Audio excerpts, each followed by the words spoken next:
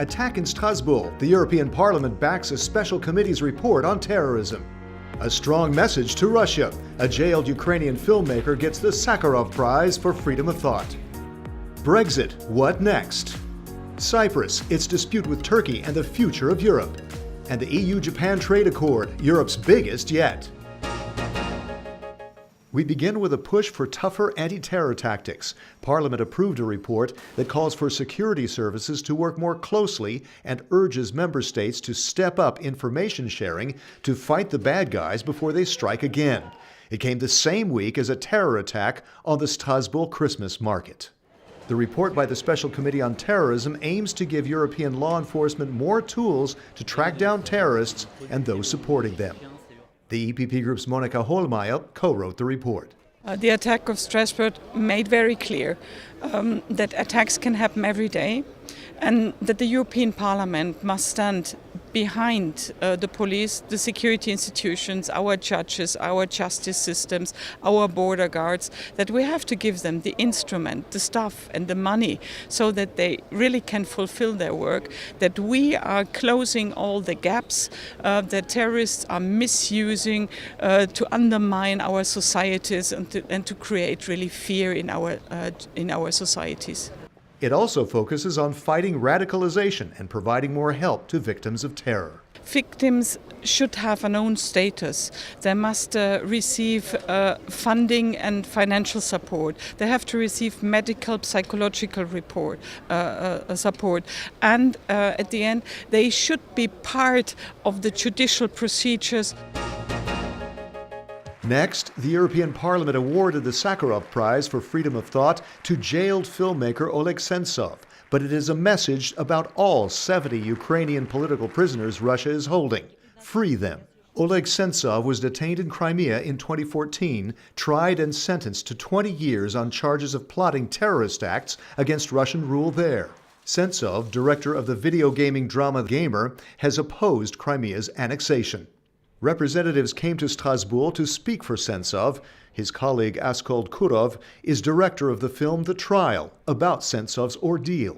I hope that now this prestigious prize could be a game changer and finally something will change and Oleg Sentsov and other political prisoners will be released. In May of this year, Sentsov staged a hunger strike that ended in October as his health deteriorated and amid the threat of force feeding. He refuses to be released alone. Дело в том, что это в характере Олега Сенцова. Он действительно не просил ничего для себя, он просил для других. И таким образом он представляет себе борьбу за свободу, таким образом он представляет себе справедливость и благородство. Eduard Kukan, a Slovak former foreign minister, says the prize is part of a constellation of pressure.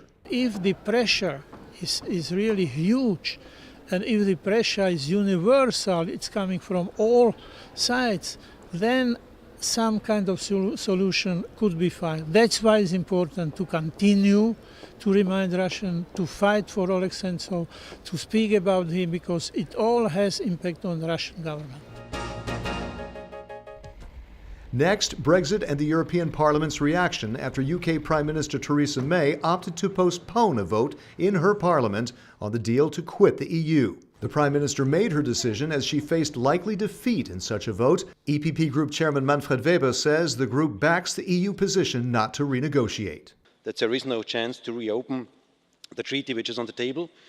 We don't play this game, especially in the Irish interest, because the backstop is due to the goal, to our common goal, that we want to avoid a hard border in Northern Ireland. And again, for the EPP, I want to clarify, in this regard, we all are Irish.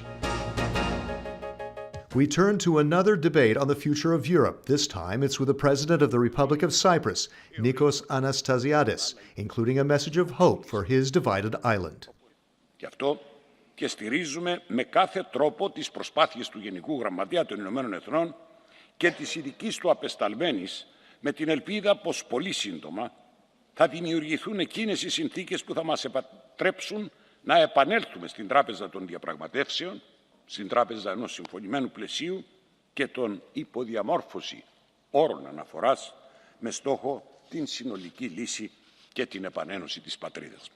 Manfred, the EPP Group chairman, voiced his support for Anastasiades' efforts to put Cyprus back on track after its economic crisis.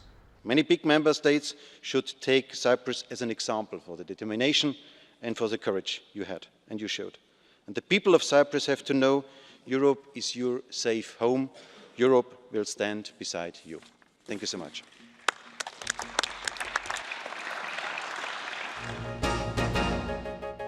Finally, the EU's drive for free and fair trade. Parliament signed off on a trade accord with Japan that's expected to boost business with that country by a third. The EU already exports about 90 billion euros in goods and services to Japan every year. The Japan-EU Economic Partnership Agreement, or EPA, strips away most of the 1 billion euros in tariffs European companies pay every year. Godelieve Quisthout-Rovol is the EPP Group's coordinator on international trade. It is a very big signal that in a world which is more and more protectionistic, Europe is ready to open itself and to make the step into the future. Alois Petela of Slovenia is the EPP Group's author of the report on the trade deal that comprises 40% of global trade. A parallel accord is a strategic cooperation agreement. 50 areas of strategic cooperation, cybercrime, terrorism, climate change, environment, human rights, and so on. And I'm particularly pleased that we were able to add, for the first time in such an agreement, also health.